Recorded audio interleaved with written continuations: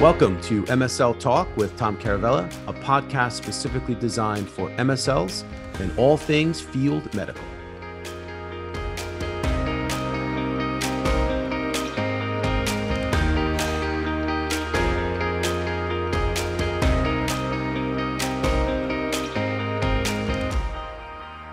Hey guys, welcome to the podcast. My guest today is Prashant Desai. He's a senior MSL at AbbVie. And we talk about mentorship and why it's so important for MSLs and aspiring MSLs. Great conversation. Prashant's awesome. I think you guys are really going to enjoy this. Don't forget to follow us on YouTube and Instagram and LinkedIn and Clubhouse Live. Thanks, guys. Hey, Prashant. How you doing today, buddy? Great. How are you, Tom? I'm awesome. I'm really excited to catch up with you and talk to you. I know we've known each other for a long time, and we kind of been going back and forth with this a little bit. But this is an awesome topic, and I'm just grateful that you're here. Yeah, and thank you for having me on, and thank you for creating such a beautiful platform for us to be able to share this information. Listen, you're very welcome, and I want to thank everybody that has tuned in and listens to it. And I want to actually quick shout out to my friends in Romania. We actually have a new market. We were number 4 last week in the rankings in the careers category in Romania, and number 33 in the business category. So that's pretty cool. Yeah, it's amazing. So yeah, man, let's get into it. Why don't we start with an introduction? Why don't you tell everybody who you are and what you're up to these days? Yeah, so Prashant Desai, I have worked in the biopharmaceutical industry for about 20 years. I've worked for, it's all been biotech. I've worked for, the laughing joke is I've worked for all the gens. So I started with Amgen, and I launched Aranesp and Neulasta. Those became blockbusters. Then I subsequently went to Biogen and worked on Avonex, which is for multiple sclerosis. And then I was really interested in immunology, even though my background's in oncology. My interest was in immunology, and I really saw a gap there in terms of being able to treat people. Rheumatologists were infusing people with gold at the time. These biologics came along and really changed the way we treat, not only that, but changed people's lives. And so I saw this product called Humira. It was called D2E7. It was acquired by Abbott, which was a small nutrition company at the time. And I was like, I'd love to work on a product like that. Well, I didn't realize how challenging it was to get on that team. Jerry Stewart, who's actually one of my mentors, is somebody who led that team. And Jerry was ambitious in building a world-class team. So she interviewed 400 people. It took her 1 year. It was all face-to-face, and she was hiring 19 people. And I happened to make that cut. So I feel very blessed to be part of that and to have worked on the largest drug in the world. Well, it's funny. So the topic of this podcast is we're going to talk about mentorship and why it's so important for MSLs and aspiring MSLs. And you had told me, you just mentioned her name again, but you had told me prior that Jerry was one of your mentors. So let's talk about that. Let's start there. Let's talk about your journey. So, how did you find mentors, and how did the mentors develop in your career? So I look at mentorship kind of like friendship. It's akin to friendship to me, because if you're friends, then you can, teach each other. And it's a reciprocal relationship. Mm-hmm.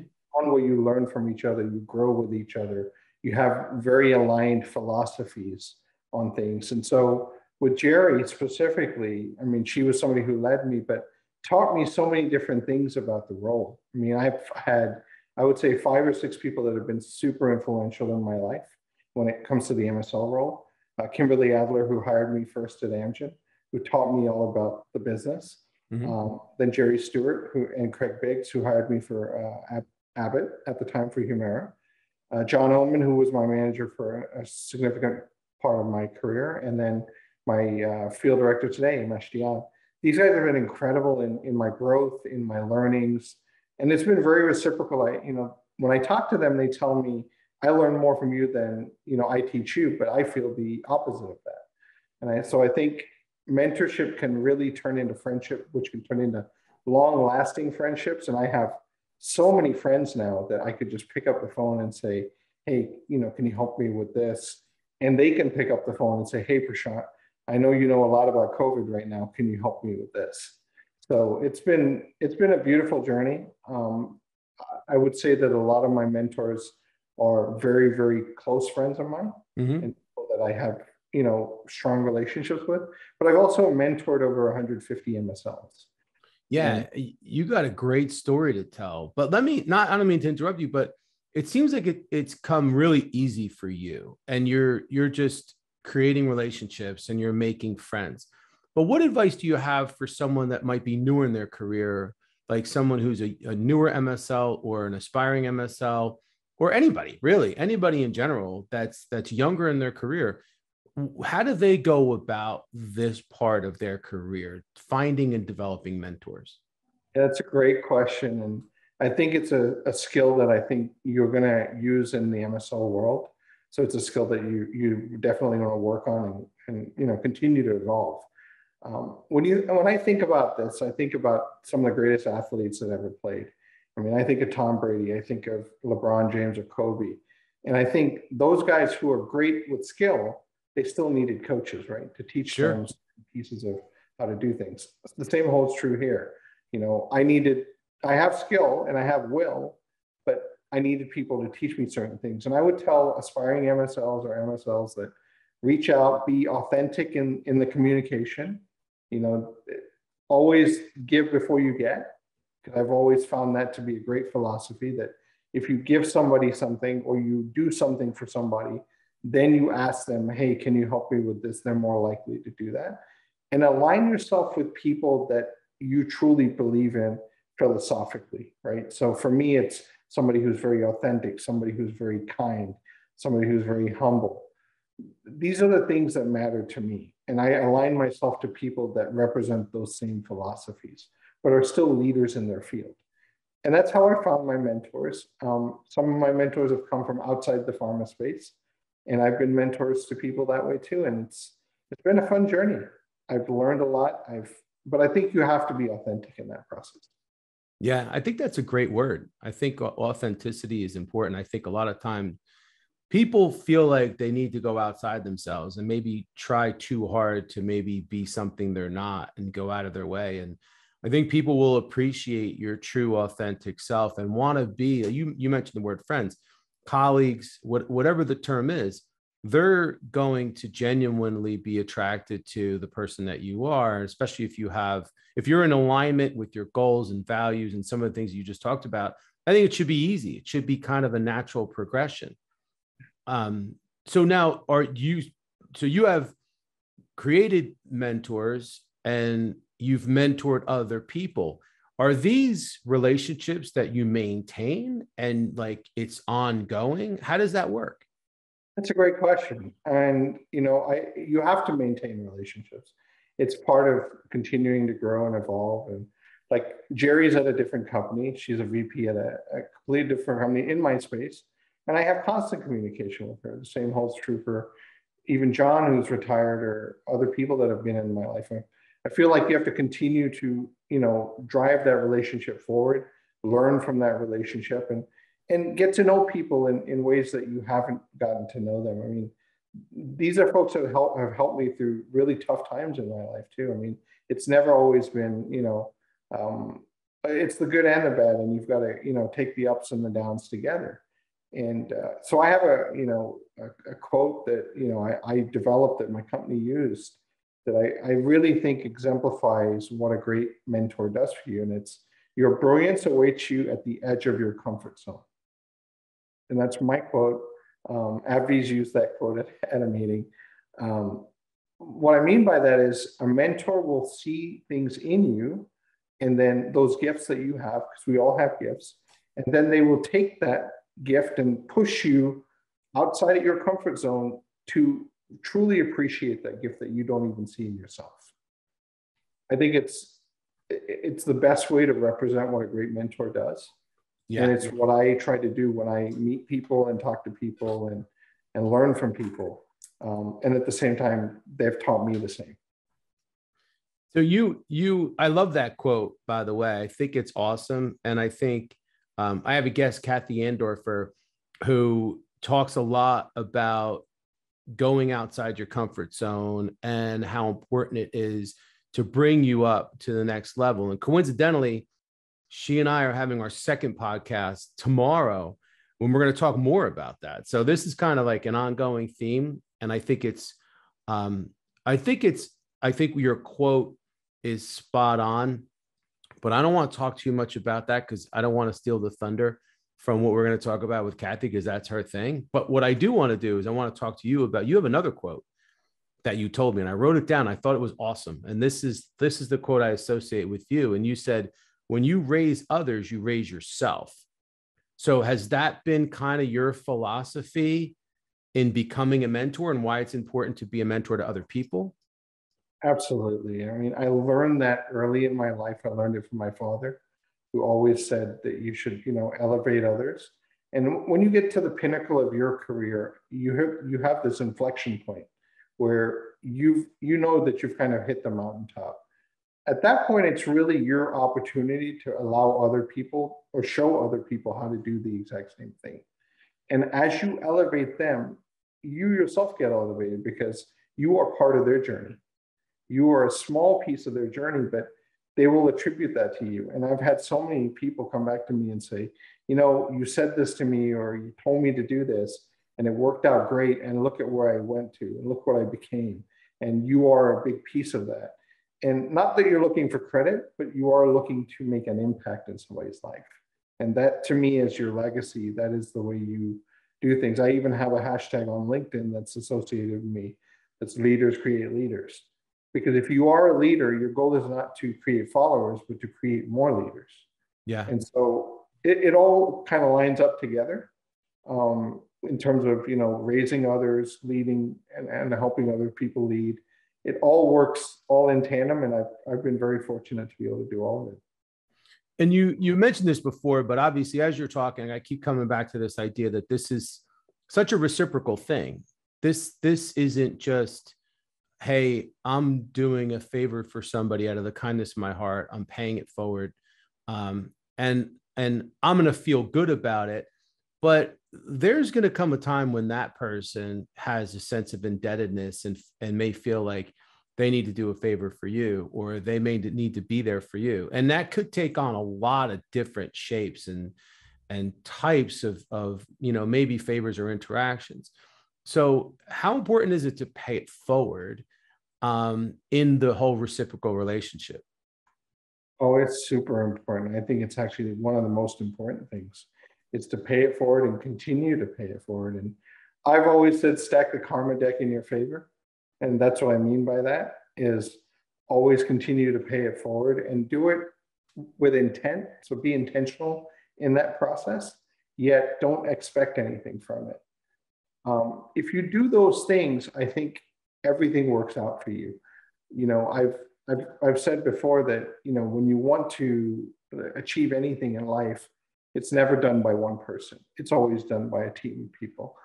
And you won't believe this, Tom, but many, many times, things that I've done for people that I just think of as very menial things, or, making a phone call for somebody, getting them into a hospital system because I had a connection there, turns out to be so big for them that they come back and they say to me, hey, listen, I have a job opportunity because they're a VP somewhere. Hey, the first person I thought of was you. Before I post the job, is that something you'd be interested in doing?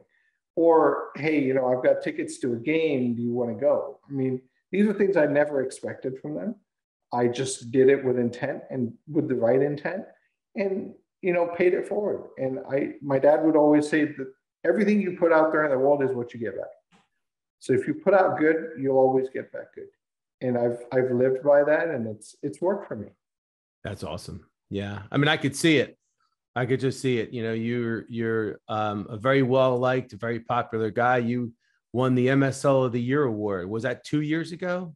2 years ago. Two years ago. That's when we met. I think that's when I met you. First time they ever gave it out. Yeah. Yeah. That's when I met you. So, so in helping people to get better at this, because I have conversations and where people say things like, well, that's not my personality, or I'm so busy, I don't know when to fit this sort of thing in.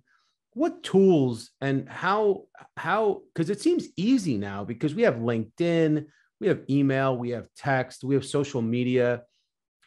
So how easy is it nowadays? And what tools would you recommend to people in order to get them to be able to, even if they're not comfortable, to start to really reach out and put themselves out there? Yeah, that's a great question. And I'm more of a LinkedIn celebrity than an Instagram or TikTok celebrity, so to speak. But I would say that, I did this through basically connecting with people, networking with people, and putting myself out there a little bit, being outside of my comfort zone a little bit. Get comfortable being uncomfortable, right? And so I have over 25,000 followers now on LinkedIn. I'm sure I'll get a lot more after this podcast. I have lots of requests from people that are asking me how to break into the MSL role, but I have to tease that out. But I would tell somebody who was new or starting off to start reaching out to MSLs. We're not people that are not friendly, that are not helpful. We understand the road that you're going down.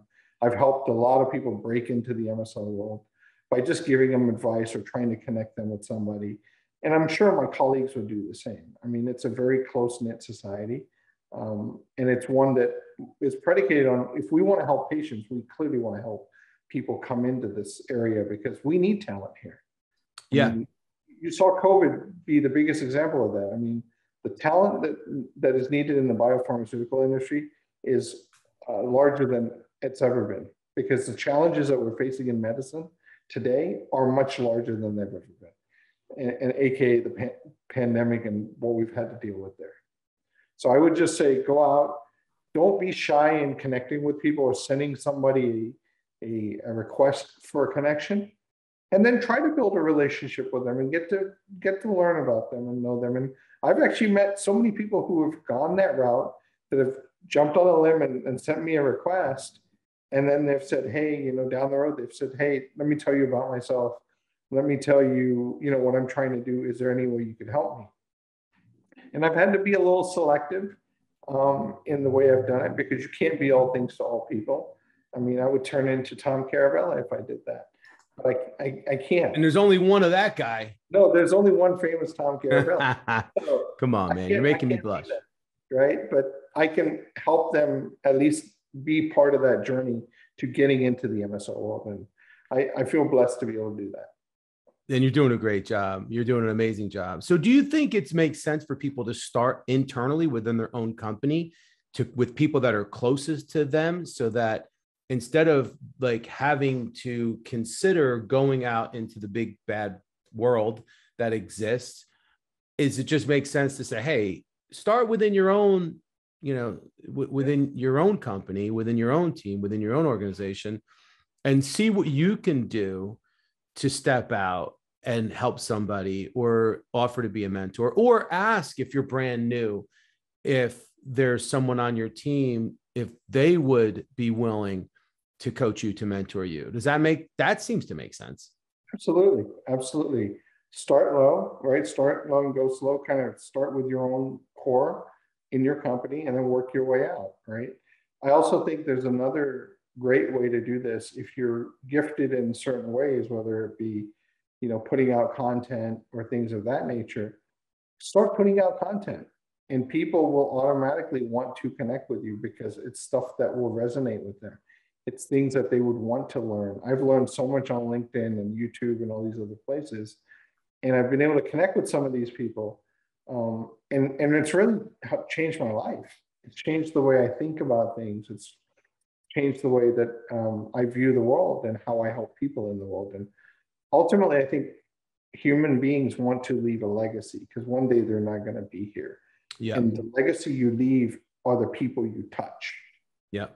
That was my father telling me that. I'm his legacy. I'm trying to build my own now. And the more people I touch, the bigger that legacy. And I have a challenge every day that I challenge myself every morning to touch somebody's life in a positive way, each and every day. And before I go to bed, when I reflect on my day, I ask myself that same question: was I able to do that? And today I will ask that exact same question. Wow. So I think that, people should definitely take these two approaches that we put out there. and I wish them the best. And, you know, at some point I'd love to get on and talk about some other topics too. I mean, this is an amazing topic, but there's so much out there that we can share with people. Well, and not to jump into another topic, but you mentioned content.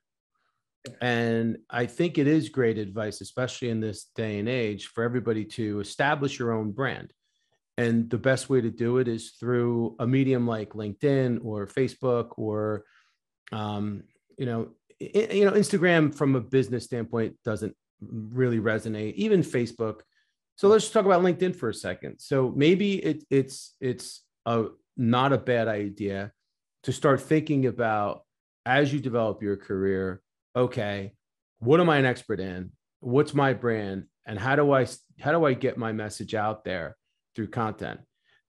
And when I have conversations with people like this, the first thing they always say to me is, well, I don't know what to write. I don't know what to post. I don't know what to publish. So what advice do you have for people that are kind of like not sure where to start, or they're stuck? Because it seems like it's coming easy for you. So what would you tell people if they're starting out and they're trying to get their brand out there? That's a great question. So find the things that really motivate you. For me, it was leadership. It was empathy. It was, teaching people how to connect with other people. These are all soft skills that I think you use in every facet of your life. Find what motivates you and turn that into your passion, and then put content out around that because you're passionate about it. And so you're willing to put in the time. And, I've gone on hiatuses for a couple of weeks on LinkedIn at times where I haven't put out any content. And I get a barrage of emails like, are you okay, Prashant? Or, hey, when are you putting out your next post? And, it's so touching to me that people read it and are touched by it. I had one post that had over 1 million hits. It was trending on LinkedIn. Yeah. And I was just like, wow, I cannot believe this. But, you'd be surprised at how many people you can touch by doing something that you're passionate about. And so that would be my advice to them. I mean, it's like what you're doing with this podcast. You're passionate about MSLs. You've made a remarkable impact in the MSL world. I think you're one of the best recruiters there is, but not only a recruiter, but a friend and somebody who would help somebody break into the MSL world. It's not just a job for you. It's very personal for you. And if you make it personal for you, then it's not a job anymore. And it's easy to build that content. That's a great point. I appreciate you saying that. But you're right. I mean, I don't look at this as a job. I mean, I think this is just me. This is who I am. This is what I do. And I enjoy it. I look forward to doing it. I feel that I'm very fortunate to be in a career that I really do love. And I get excited to come to work every day. Not every day, but I really do love it. And I love doing this podcast. I love talking to people. I love helping people.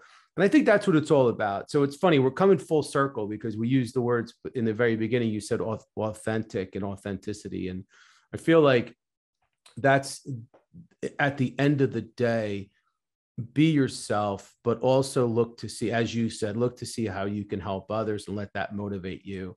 And I think that's a great takeaway. I mean, I love the fact that you challenge yourself every day and ask yourself, what did I do today to help somebody else? And that's holding yourself accountable for keeping this mentor attitude and this leadership responsibility alive. So good job, man. You're awesome. I knew you would be. I couldn't wait to have you on. And now we got to think about what's our next topic going to be. Yeah, definitely want to come on again and be famous one more time with Tom Caravela. Come on, man. You're making me blush again. Prashant, you're awesome. Thanks for coming on. This was great. I hope a lot of people I'm sure people got a lot out of this. I know I did, but we're going to have to do it again. Thank you, Tom. Really appreciate the time and the opportunity. Keep up the awesome work, man. You're a good dude. You really are. Appreciate you. Thank you.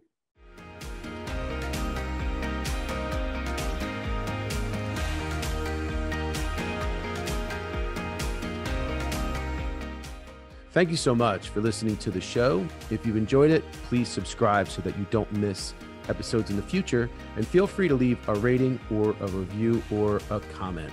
Thanks again, and I look forward to seeing you again soon.